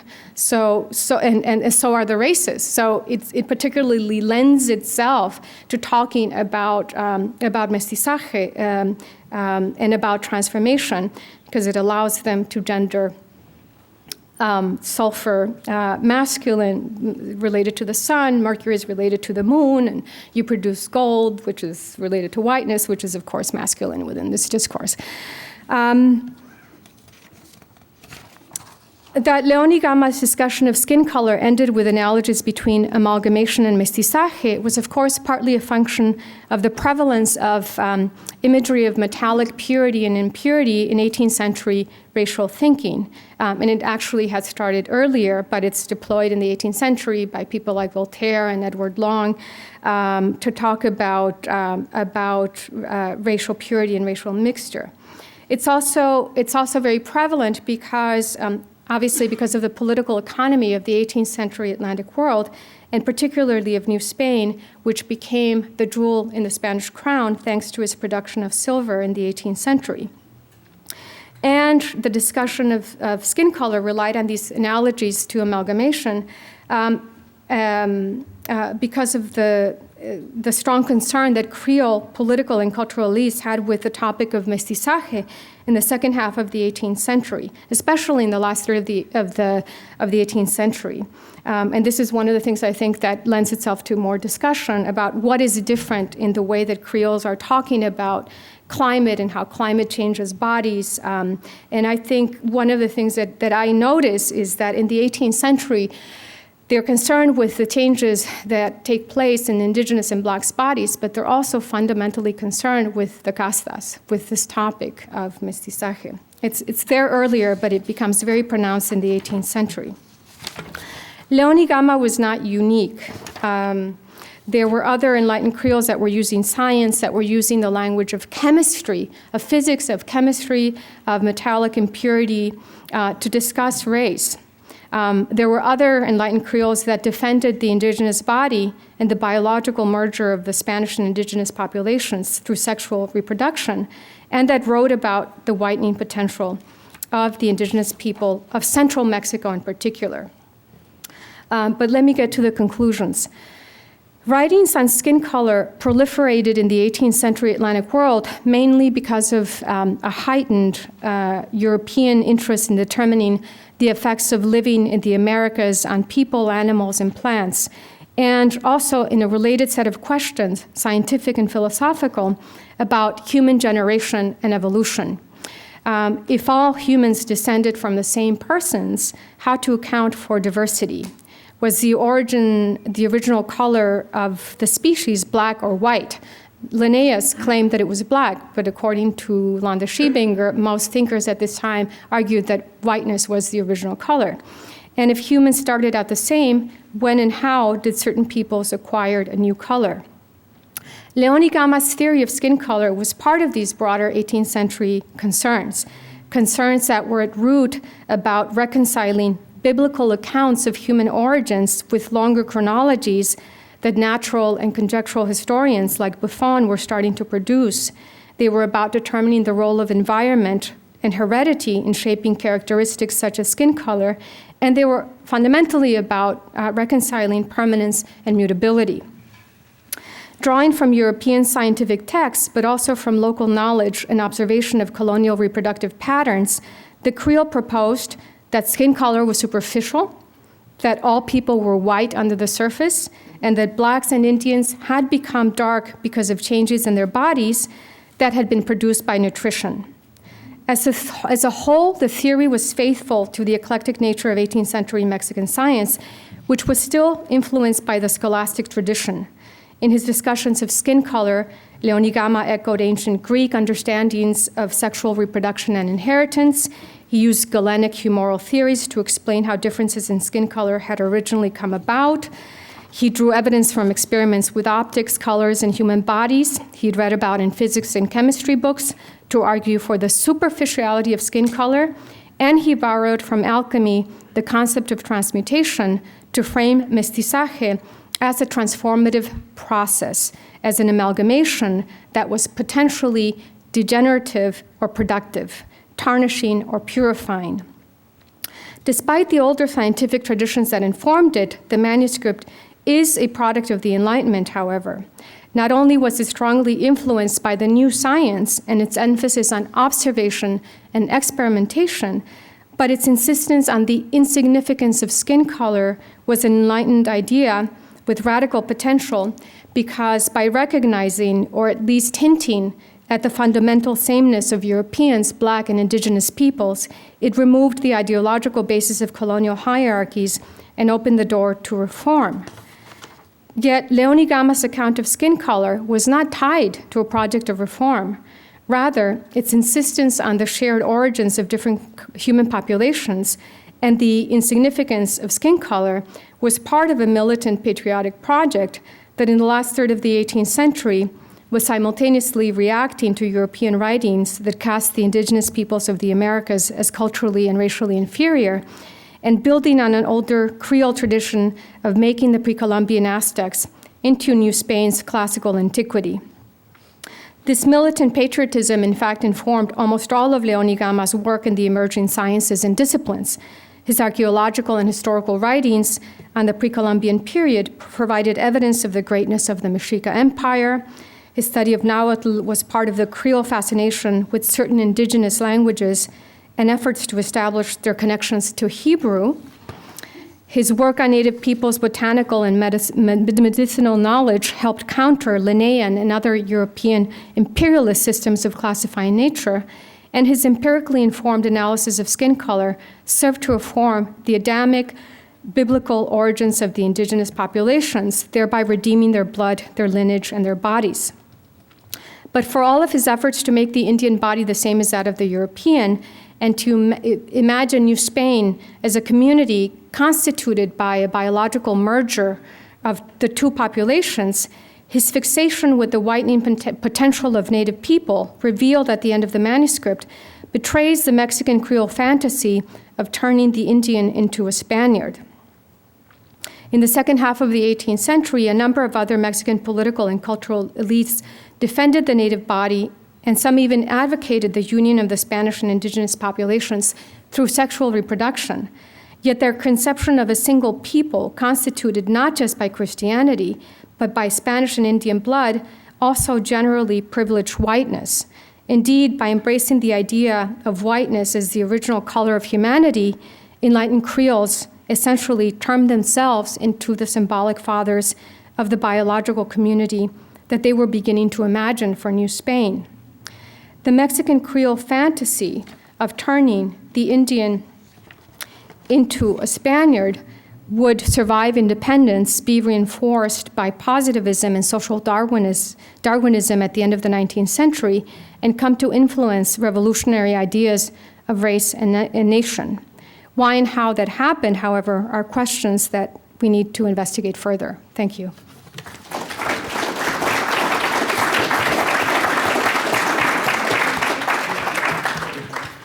Thank you, María Elena. I think we had until 3 for this panel, but I don't know if there's time for questions. If you have any questions, anybody? Yeah.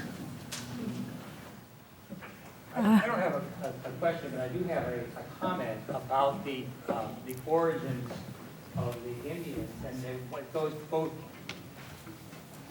prior and afterwards, because after the discoveries in the 1540s, whether Indians were animals or humans was a serious theological controversy in the School of Theology at the University of Salamanca. And Father Tomás Victoria was one of the participants in that, and Fray Bartolomé de las Casas, who was the Bishop of Chiapas and one of the great evangelizers of the Indians in Mexico. And I'm trying to remember the name of the Juan de Sepúlveda. Sepúlveda. Sepúlveda. Juan de Sepúlveda was the opponent of this, and we, about 20 years ago, Bancroft acquired a collection of Spanish manuscripts, the collection of the Duque de Fernando Núñez, and in it is one of the manuscripts, one of the relecciones, one of the series of lectures by Tomás de Victoria, where he discusses this concept. And the other thing, of course, is that Joseph Smith, the founder of the Mormons, took the Indians, the origin of the Indians, as from the 10 lost tribes of Israel. So even in the early part of the 19th century, this was a common concept. I'd like to thank all of the of our participants for their very interesting talks. We'll see you again at 3:30. Thanks.